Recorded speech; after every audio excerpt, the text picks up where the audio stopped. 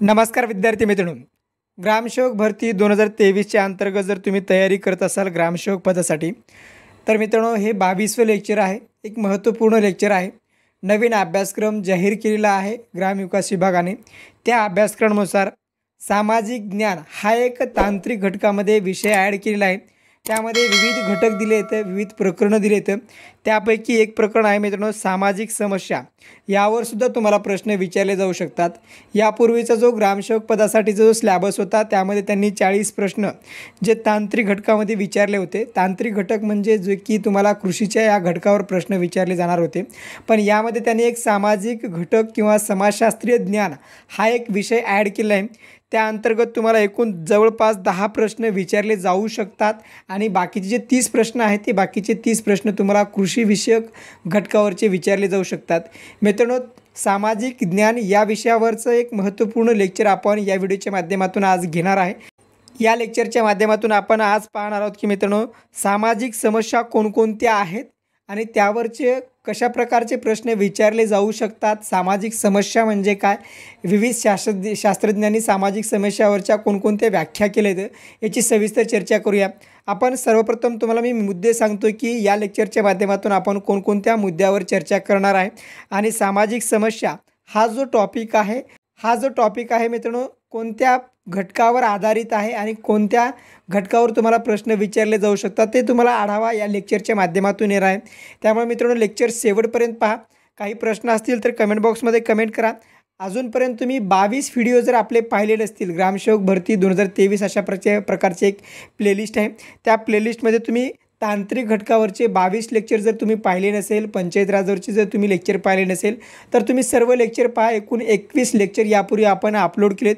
महत्त्वपूर्ण लेक्चर आहेत, सर्व लेक्चर तुम्ही पहा.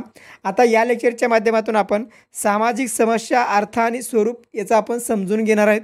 त्यानंतर दुसरा मुद्दा आहे सामाजिक समस्यामधील वृद्धांच्या समस्या असतील त्या समस्या कोणकोणत्या आहेत, त्यावरच्या ज्या काही शासनाच्या उपाययोजना आहेत ते उपाययोजना, त्यानंतर त्याचे परिणामसुद्धा आपण अभ्यासणार आहे.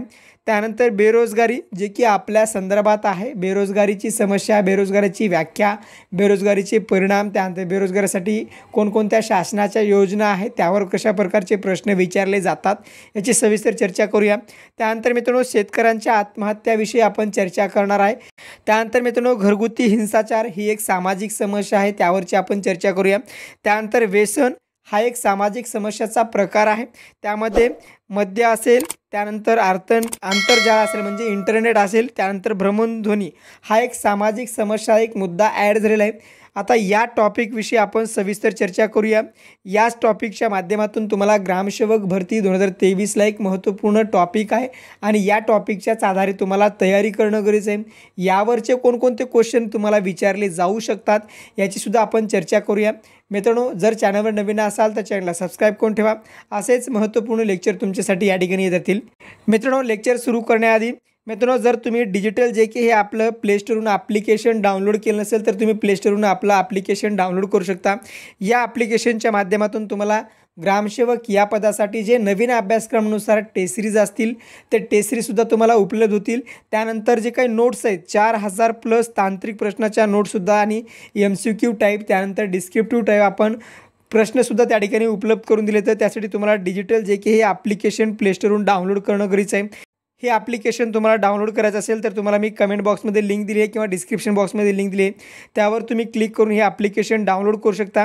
त्यानंतर ग्रामसेवक पदासाठी आपण टेस्ट सिरीजसुद्धा लॉन्च केले. नवीन अभ्यासक्रमानुसार टेस्ट सिरीज असेल, IBPS पॅटर्ननुसार टेस्ट सिरीज असेल, 10 टेस्ट सिरीजचे पेपर असतील, मोस्ट IMP टेक्निकल क्वेश्चनसुद्धा तुम्हाला त्या ठिकाणी प्रोव्हाइड केले जातील. ही जी नोट्सची PDF आहे तीसुद्धा PDF त्या ठिकाणी अपलोड केली, तुम्ही डाउनलोड करू शकता. 200 रुपयामध्ये तुम्ही टेस्ट सिरीजसुद्धा जॉईन करू शकता. त्यासाठी तुम्हाला जर तुम्हाला टेस्ट सिरीज जॉईन करायचं असेल तर तुम्हाला डिजिटल जे की हे आपलं प्ले स्टोरवरून ॲप्लिकेशन डाउनलोड करणं गरजेचं आहे. आता मित्रांनो सविस्तरपणे आपण लेक्चरला सुरुवात करूया. या पॉईंटनुसार आपण लेक्चर हे सुरुवात करणार आहे. तर या ठिकाणी पहिला पॉईंट आहे मित्रांनो सामाजिक समस्या, अर्थ आणि स्वरूप. आता सामाजिक समस्या म्हणजे काय हे तुम्हाला आधी समजून घेणं गरजेचं आहे. तर सामाजिक समस्याच्या व्याख्या आपण समजून घ्या. फुलर आणि मायर्स या समाजशास्त्रज्ञांनी सामाजिक समस्याची व्याख्या काय केली आहे. त्यानंतर ब्रूम आणि सेल्झिनिक या शास्त्रज्ञांनी समाजशास्त्राची किंवा सामाजिक समस्याची व्याख्या काय याची आपण समजून घेऊया। त्यानंतर हार्टन आणि लेन्सली या सामाजिक शास्त्रज्ञांनी कोणती व्याख्या केली आपण समजून घेऊया। मित्रांनो, यावर तुम्हाला प्रश्न कशा पद्धतीने विचारला जाऊ शकतो तर सामाजिक समस्या म्हणजे काय, सामाजिक समस्याची फुलर आणि मायर्स यांनी कोणती व्याख्या केलेली याची तुम्हाला पर्यायामध्ये प्रश्न विचारले जाऊ शकतात। तर फुलर आणि मायर्स यांनी समाजशास्त्राची जी व्याख्या केली ती व्याख्या पहा, सामाजिक समस्या ही अशी स्थिती आहे की ज्यामध्ये काही सामाजिक संकेताच्या विपरीत वर्तन करणाऱ्या आणि त्यात आनंद मानणाऱ्या व्यक्तीची संख्या लक्षणीयदृष्ट्या मोठी असते, त्याला सामाजिक समस्या असं फुलर आणि मायर्स यांचं मत आहे। यावर तुम्हाला प्रश्न विचारला जाऊ शकतो की ही व्याख्या तुम्हाला दिली जाऊ शकते आणि ही व्याख्या कोणत्या समाजशास्त्रज्ञांनी केलेली आहे त्या ठिकाणी तुम्हाला पर्याय दिले जाऊ शकतात, त्यामुळे तुम्हाला व्याख्यासुद्धा पाठ असणं गरजेचं आहे। त्यानंतर ब्रूम आणि सेल्झनिक या समाजशास्त्रज्ञांनी कोणती व्याख्या केली तर सामाजिक समस्या ही मानवी नातेसंबंधामधील अशी परिस्थिती असते की ज्यामुळे समाज आणि समाजातील अनेक महत्त्वाच्या आशा आकांक्षांना धोका उत्पन्न होतो, अशा प्रकारची सामाजिक समस्याची व्याख्या त्यांनी केलेली आहे। त्यानंतर मित्रांनो हार्टन आणि लेन्सली यांनी सामाजिक समस्याची व्याख्या कशा प्रकारे केली तर सामाजिक समस्या ही अशी स्थिती असते की ज्यांचा मोठ्या संख्येने लोकांवर होणारा परिणाम अनुचित पद्धतीने होत असतो आणि एकत्रित होऊन त्यावर काही उपाय शोधता येईल असे काहींना वाटत असते, अशा वेळी जी परिस्थिती निर्माण होते तिला सामाजिक समस्या असं म्हटलं जातं। अशा प्रकारे मित्रांनो तुम्हाला 3 सामाजिक समस्याच्या व्याख्या पाठ असणं गरजेचं आहे किंवा कोणत्या शास्त्रज्ञांनी कोणती व्याख्या केली आहे ती तुम्हाला पाठ असणं गरजेचं आहे। आता सर्वात महत्त्वाची जी पहिली समस्या आहे ती म्हणजे वृद्धांच्या समस्या आहेत। याविषयी म्हणजे वृद्धांच्या समस्या म्हणजे काय, वृद्धांच्या समस्याविषयी जी व्याख्या केली आहे तर हेन्स या शास्त्रज्ञांनी केली आहे ती या ठिकाणी पहा, जीवनातील एक अपरिहार्य आणि अपरिवर्तनीय अवस्था म्हणजे वृद्धाची समस्या आहे, अशा प्रकारची व्याख्या केली आहे। तुम्हाला या ठिकाणी जीवनातील एक अपरिहार्य आणि अपरिवर्तनीय अवस्था अशा प्रकारची सुद्धा व्याख्या विचारली जाऊ शकते, कोणत्या शास्त्रज्ञांनी केली हे सुद्धा विचारले जाऊ शकते किंवा ही कोणती समस्या आहे अशा प्रकारची सुद्धा तुम्हाला पर्यायामध्ये विचारले जाऊ शकतात, त्यामुळे ही तुम्हाला व्याख्या पाठ असणं गरजेचं आहे। त्यानंतर मित्रांनो बायरेन आणि रेनर यांनी वृद्धाच्या संदर्भात जी व्याख्या केली वृद्धांच्या समस्या संदर्भात ती व्याख्या पहा, वृद्धाचा संबंध समान वातावरणातील परिस्थितीमधील समान जनुकीय घडण असणाऱ्या उत्क्रांती सजीवामध्ये त्यांच्या शारीरिक वयानुसार घडून येणाऱ्या बदलाशी आहे, अशा प्रकारची या ठिकाणी व्याख्या त्यांनी केली। त्यानंतर मित्रांनो आता सर्वात महत्त्वाचं वृद्धाची वैशिष्ट्ये कोणकोणती आहेत आणि वृद्धाची वैशिष्ट्ये कोणत्या शास्त्रज्ञांनी सांगितली आहे तर या ठिकाणी पहा, स्ट्रेहलर या शास्त्रज्ञांनी या सामाजिक शास्त्रज्ञांनी वृद्धाची एकूण 4 वैशिष्ट्ये सांगितली आहेत। तुम्हाला परीक्षेमध्ये प्रश्न विचारला जाऊ शकता की कोणत्या शास्त्रज्ञांनी वृद्धाची वैशिष्ट्ये सांगितली आहेत, त्यानंतर एकूण किती वैशिष्ट्ये सांगितली आहेत, एकूण 4 वैशिष्ट्ये सांगितले आहेत, हे तुम्हाला पाठ असणं गरजेचं आहे। मित्रांनो आपण जे टेस्ट सिरीज लॉन्च केलेली आहे एकूण 10 टेस्ट सिरीजचे पेपर तुम्हाला 200 रुपयामध्ये ऑनलाईन पद्धतीने सोडवता येणार आहेत। ऑनलाईन पद्धतीने तुम्ही IBPS पॅटर्ननुसार सुद्धा टेस्ट सिरीज लॅपटॉपवर त्यानंतर मोबाईल ॲपच्या माध्यमातून सोडू शकणार आहेत। त्यासाठी तुम्हाला डिजिटल जे की आपलं ॲप्लिकेशन डाउनलोड करणं गरजेचं आहे।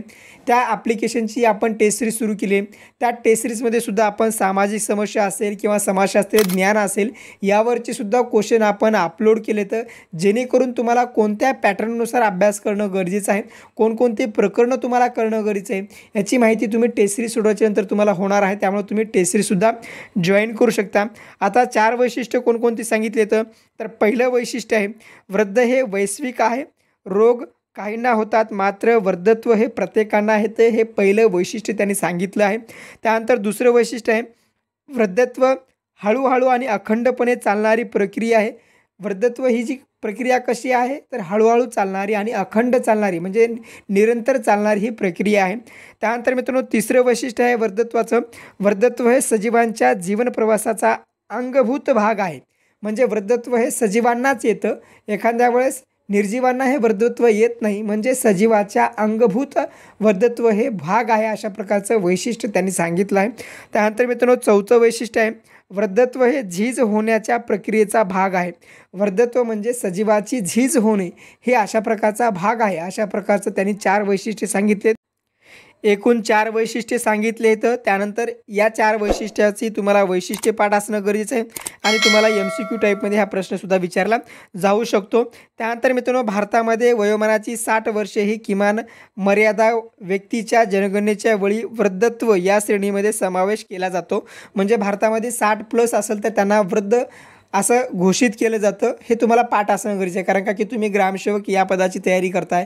ग्रामपंचायतच्या लेवल तुम्हाला काम करायचं आहे. त्यामुळे तुम्ही जे ग्रामपंचायतच्या लेवलवर 60 वर्षाच्या वरील जी व्यक्ती असतात त्यांना वृद्धत्व असं म्हटलं जातं किंवा त्यांना वृद्ध व्यक्ती असं म्हटलं जातं.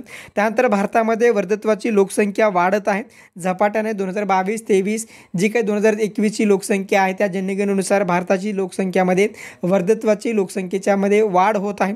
आता वृद्धत्व वाढण्यामागची कारणं कोणकोणती आहेत, ही कारणंसुद्धा तुम्हाला परीक्षेमध्ये विचारले जाऊ शकतात. आता कारण कोणकोणतं आहे, तर पहिलं कारण आहे मित्रांनो, वाढलेले आयुष्यमान. व्यक्तीचं आयुष्यमान वाढलेलं आहे त्यामुळे वृद्धत्वाची संख्या वाढत आहे. त्यानंतर मित्रांनो, घटलेला मृत्यूदर, म्हणजे मृत्यूदर घटलेला आहे. या 2 कारणामुळे वृद्धत्वाची लोकसंख्या वाढत आहे. अशा प्रकारची कारणेसुद्धा तुम्हाला पाठ असणं गरजेचं आहे. त्यानंतर मित्रांनो, वृद्धत्वाच्या समस्या आहेत. कोणकोणत्या समस्या आहेत, तर पहिली समस्या आहे त्यांच्या आरोग्यविषयक समस्या आहे. त्यानंतर एकटेपणा वाढतो. त्यानंतर त्यांचा छळसुद्धा केला जातो. त्यानंतर आर्थिक असुरक्षितता असते. त्यानंतर सहानुभूतीचा अभाव असतो. त्यानंतर मानसिक आरोग्याच्या समस्या असतात. त्यानंतर आरोग्य सेवेच्या उपलब्धीसंदर्भाचा अभाव असतो. त्यानंतर वृद्धाश्रमाची अपुरी संख्या असते. त्यानंतर दुर्बल घटक असेल, त्यानंतर शोषण असेल. एकूण 10 समस्या त्यांच्या असतात. या 10 समस्यापैकी सुद्धा तुम्हाला प्रश्न विचारला जाऊ शकतात की खालीलपैकी कोणत्या वृद्धत्व समस्या आहेत किंवा कोणकोणत्या समस्या त्यांना सामोरे जावं लागतं वृद्धांना, तर ते तुम्हाला विचारले जाऊ शकतं. त्यामुळे हे 10 सुद्धा तुम्हाला पॉईंट पाठ असणं गरजेचं आहे.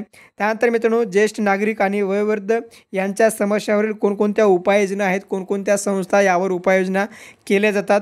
तर सरकारची भूमिका सर्वात महत्त्वाची आहे की वृद्धासंदर्भात जे काही वेगवेगळ्या योजना राबवणं हे सरकारची महत्त्वाची भूमिका आहे. त्यावर सुद्धा सरकार वेगवेगळ्या भूमिकेच्या माध्यमातून किंवा योजनेच्या माध्यमातून वृद्धांना पेन्शन देण्याच्या सुद्धा योजना लागू केलेल्या आहेत.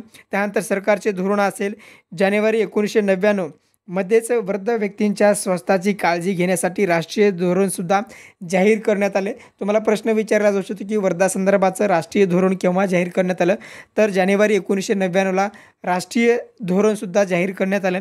त्यानंतर अंमलबजावणीच्या योजना असतील, जिल्ह्याच्या लेवलला असेल, राज्य लेवलला असतील, केंद्र सरकारच्या जे काही अंमलबजावणी यंत्रणा आहे त्या यंत्रणेच्या माध्यमातून वृद्धासंदर्भाच्या काही योजना आहेत त्या योजनेची अंमलबजावणीसुद्धा केली जाते. त्यानंतर सेवाभावी संस्था असतात, जे की NGO असतात, ते NGOच्या माध्यमातून सुद्धा वृद्धासंदर्भाच्या काही महत्त्वपूर्ण आरोग्यविषयक शिबिरं असतील, त्यानंतर महत्त्वपूर्ण वृद्धाश्रम असतील, त्यानंतर वृद्धाची काही काळजी घेण्यासंदर्भाचे वेगवेगळे शिबिरसुद्धा आयोजित केली जातात. त्यानंतर शिक्षण व्यवस्थेचीसुद्धा भूमिका असते.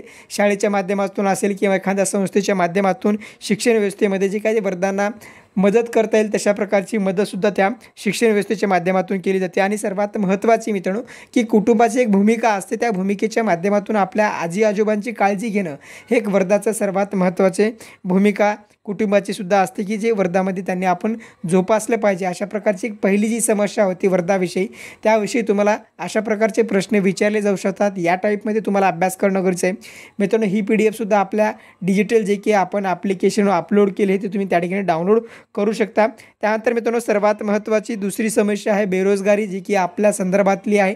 बेरोजगारी दिवसेंदिवस वाढत आहे, नोकरीचं प्रमाण घटत आहे, आर्थिक समस्या वाढत आहेत. बेरोजगारी म्हणजे काय याची चर्चा करूया.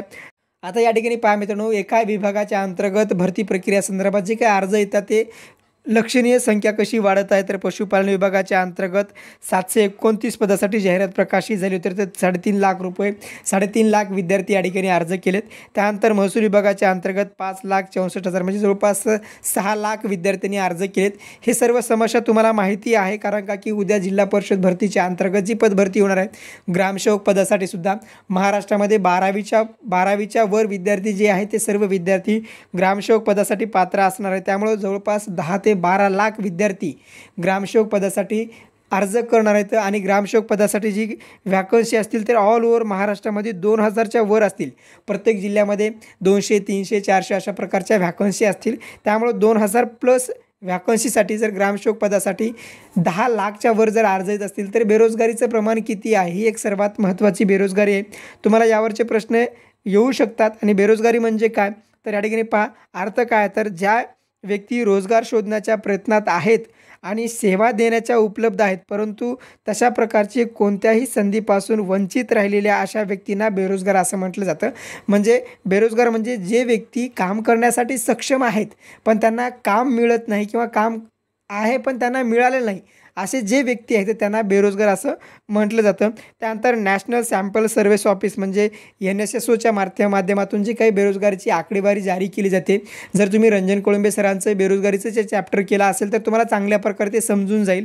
तर यामध्ये पहा, द पिरियॉडिकल लेबर फोर्स सर्वेच्या अंतर्गत अहवालानुसार भारतातील बेरोजगारीचे जे प्रमाण आहे 5.3% आहे आणि शहरी भागामध्ये 7.8% अशा प्रकारे या ठिकाणी प्रमाण ग्रामीण आणि शहरी भागाचं आहे. ते तुम्हाला पाठ असणं गरजेचं आहे. त्यानंतर मित्रांनो, NSSOच्या अहवालानुसार ज्या व्यक्तीला एका आठवड्यात 14 तासाहून अधिक वेतन मिळवून देणारे काम नाही अशा व्यक्तींना बेरोजगार असं म्हणतं. म्हणजे एका आठवड्यामध्ये जर त्या व्यक्तीला 14 तासापर्यंत जरी काम नाही मिळालं तर त्याला बेरोजगार असं म्हटलं जातं NSSOच्या अहवालानुसार. आता हे तुम्हाला पाठ असणं गरजेचं आहे. म्हणजे 14 दिवस असेल, 15 दिवस तुम्हाला विचारलं जाऊ शकतं किंवा एका आठवड्याच्या जागी 2 आठवडे दिले जाऊ शकतं किंवा एका दिवसामध्ये दिलं जाऊ शकतं. त्यामुळे हे तुम्हाला पाठ असणं गरजेचं आहे. त्यानंतर आर्थिक वर्ष 2018मध्ये संपूर्ण भारतातील बेरोजगारीचं प्रमाण 6.1% होतं. हा सुद्धा तुम्हाला आकडा पाठ करणं गरजेचं आहे. जे काही लेटेस्ट आकडा आहे करंटमध्ये तुम्हाला ते सुद्धा पाठ करणं गरजेचं आहे. त्यानंतर बेरोजगारीची कारणे, बऱ्याच विद्यार्थ्यांना बेरोजगारीची कारणं माहिती आहेत, परीक्षेमध्ये पण ऐन टाईमला तुमचं उत्तर चुकलं जाऊ शकतं. त्यामुळे बेरोजगारीची कारणे पहा. आवश्यक कौशल्याचा अभाव असेल, म्हणजे एखादं कौशल्य असेल ते तुमच्याकडं ॲक्सेप्ट नसेल, तुम्ही ते कौशल्य शिकलं नसेल तर ते तुम्हाला जॉब मिळणार नाही. त्यामुळं कौशल्याचा अभाव असेल, नोकऱ्या बदलणे असेल. बरेच विद्यार्थी IT मधील कंपनीतले जे काही रोजगार असतात किंवा जॉबवाले असतात ते जॉब स्विच करत असतात. त्यामुळं कंपन्या जर बदलले किंवा जॉब बदलले किंवा जॉबचा राजीनामा दिला तर त्यामुळं काही दिवसासाठी त्यांना बेरोजगारी राहावं लागतं. त्यानंतर अर्थव्यवस्थेतील चढउतार असेल. आता कोरोनाच्या काळाच्या अंतर्गत भारताची जी अर्थव्यवस्था डबघायला आली होती त्या संदर्भाची बेरोजगारीसुद्धा वाढली होती. त्यामुळं अर्थव्यवस्थेवर सुद्धा परिणाम बेरोजगारीवर होत असतो. त्यानंतर हंगामानुसार बदलणारी स्थिती. आता शेती संदर्भात जे काही हंगाम असतात त्या हंगामानुसार बेरोजगारी किंवा गावामधील जे काही व्यक्ती असतात त्यांना कामं मिळतात. पण हंगाम समजला, जून जुलैची जी पेरणी संपल्याच्यानंतर जून जुलैची जी कामं संपली तर त्यांना नंतर कामं नसतात. म्हणजे हंगामानुसार काही कामं असतात, सीझननुसार कंपनीमध्ये सुद्धा कामं असतात. जशी मागणी तसा पुरवठासुद्धा, उत्पादनसुद्धा होते. म्हणजे हंगामानुसार बदलणारी परिस्थिती, तशा प्रकारे सुद्धा कामं असतात. त्यामुळे हंगामानुसार स्थिती बदलणारी हे बेरोजगारीचं प्रमुख कारण आहे. हे तुम्हाला कारणं पाठ करणं गरजेचं आहे आणि परीक्षेमध्ये तुम्हाला हे टॉपिक विचारले जाऊ शकतात, पॉईंट तुम्हाला विचारले जाऊ शकतात की भारतातील जी बेरोजगारीची समस्या आहे त्या बेरोजगारी समस्येची खालीलपैकी कोणती कारणं आहेत, कोणती कारणे नाहीत, अशा प्रकारचे प्रश्न विचारले जाऊ शकतात. त्यामुळे तुम्हाला हे माहीत असणं गरजेचं आहे. त्यानंतर मागणी आणि पुरवठा यातील तफावत असेल. मागणी आणि पुरवठा मी आता सांगितल्याप्रमाणे एखाद्या वेळेस जर दिपोळीचं सीझन असेल तर दिपोळीच्या सीझनमध्ये तुम्हाला फटाक्याचा व्यवसाय चांगल्या प्रकारे चालतो. म्हणजे मागणी आणि पुरवठा, दिपोळीच्या व्यवस्थेमध्ये मागणी पण असते फटाक्यासाठी आणि पुरवठा पण होतो. तशा प्रकारे त्या कंपनीमध्ये काम करणाऱ्या लोकांना तशा प्रकारची जी काही बेरोजगारी असते त्याला छुपी बेरोजगारीसुद्धा असं म्हटलं जातं.